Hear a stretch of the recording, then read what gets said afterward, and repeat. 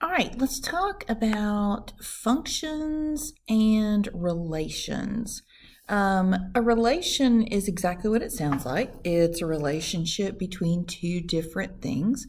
There is probably a relationship between the amount of time you spend studying vocabulary for a quiz and the grade that you get on that quiz. There is probably a relationship between the speed that you drive and the number of speeding tickets that you have. I mean, we could go through and come up with all kinds of different relationships, but a function is a special type of relationship.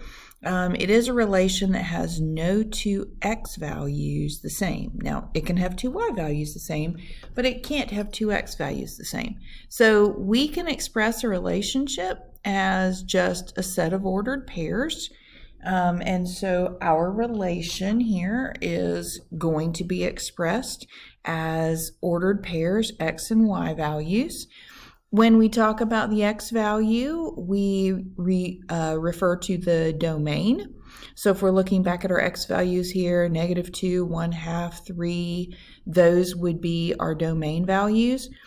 The y values for 0.6, 1, and -6, those are our range. Now, we don't always work with x and y.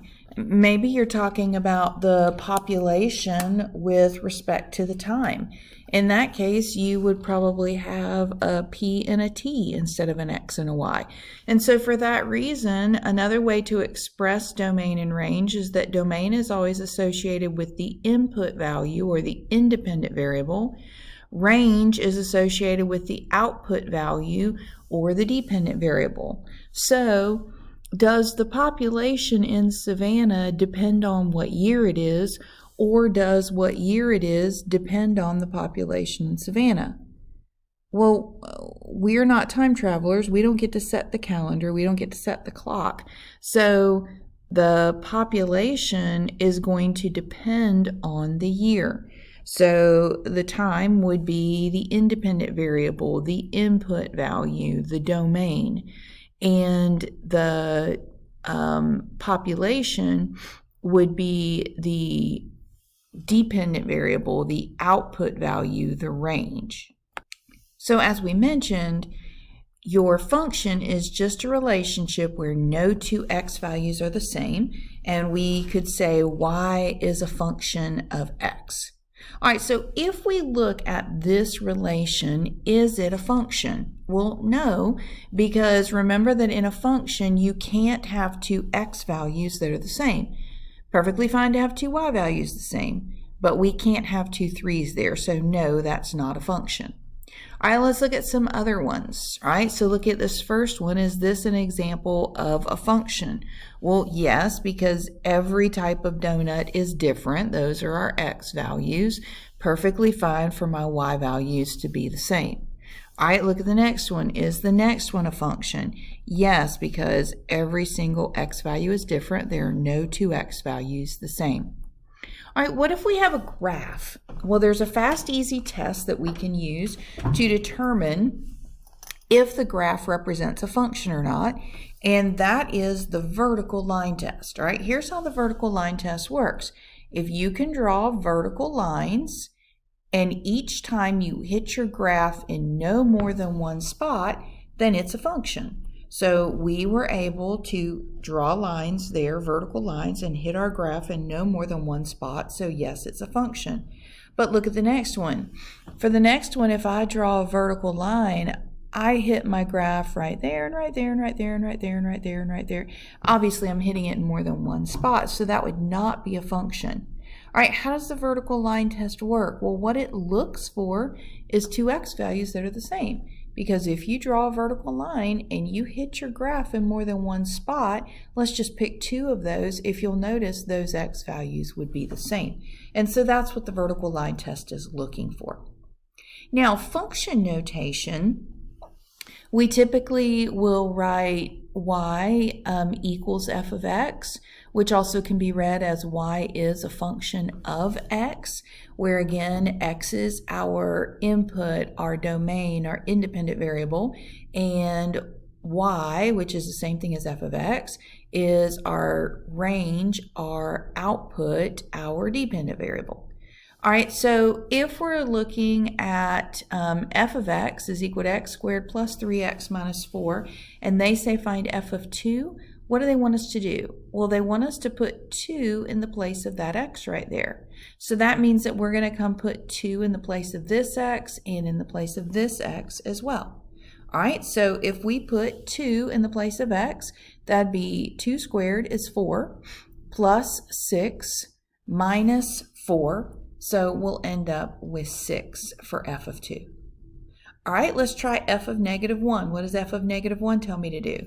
It tells me to put negative 1 in the place of that x right there. So I'm going to put negative 1 right there and negative 1 right there. Now, when I have negative 1 squared, does the negative get squared?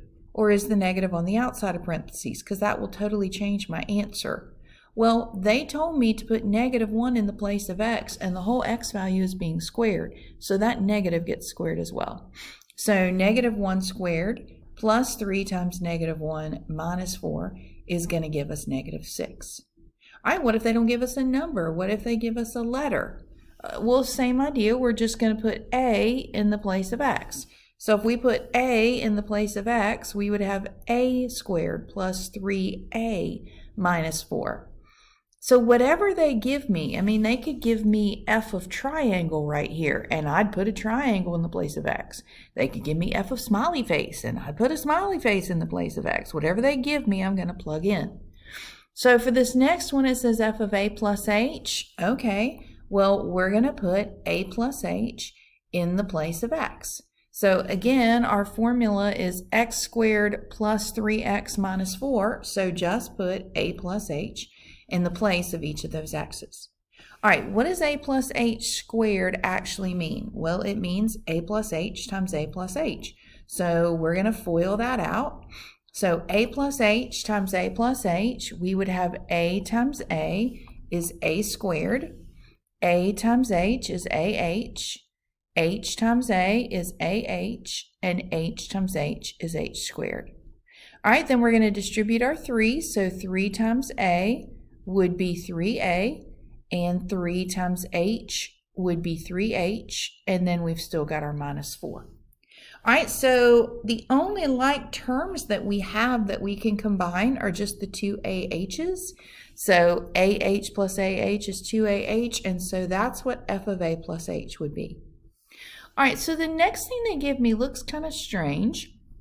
This is actually called a difference quotient because you'll notice you're subtracting in the numerator, difference, and you're dividing, so you're finding the answer, the quotient. That's why it's called a difference quotient. And this is actually a foundation for calculus that we will need in the future. And so it's not as strange as it seems. That's why they're giving it to us. So we're literally just going to follow the pattern they give us. So it says take f of a plus h. Okay, here's f of a plus h right here. So let's take that, f of a plus h. We're just going to copy what we just got. All right, then it says subtract from that f of a. All right, well, what was f of a? Well, f of a was right here, right? So we're going to subtract what we got for f of a, and then we're going to divide the whole thing by h. All right, so again, we're just following the pattern that they gave us. It said take what you got for f of a plus h right here, and then subtract from that f of a, and then divide that by h. All right, so let's see what we can simplify. We're going to distribute this negative, so that's going to change every sign that comes after it. That's going to be a negative a squared, a negative 3a, and a positive 4. So negative a squared, negative 3a, positive 4. All right, then we'll combine what we can. So you'll notice that the a squared and the negative a squared drop out. The positive 3a and the negative 3a, the negative 4 and the positive 4. So what I'm left with is 2ah plus h squared plus 3h. Now, if you'll notice, every single term in that numerator has a common factor of h. So if we take out our greatest common factor of h, then you'll notice that we would be able to cancel that h in the numerator and denominator. And so what we would be left with is 2a plus h plus 3. So 2a plus h plus 3, that is a difference quotient.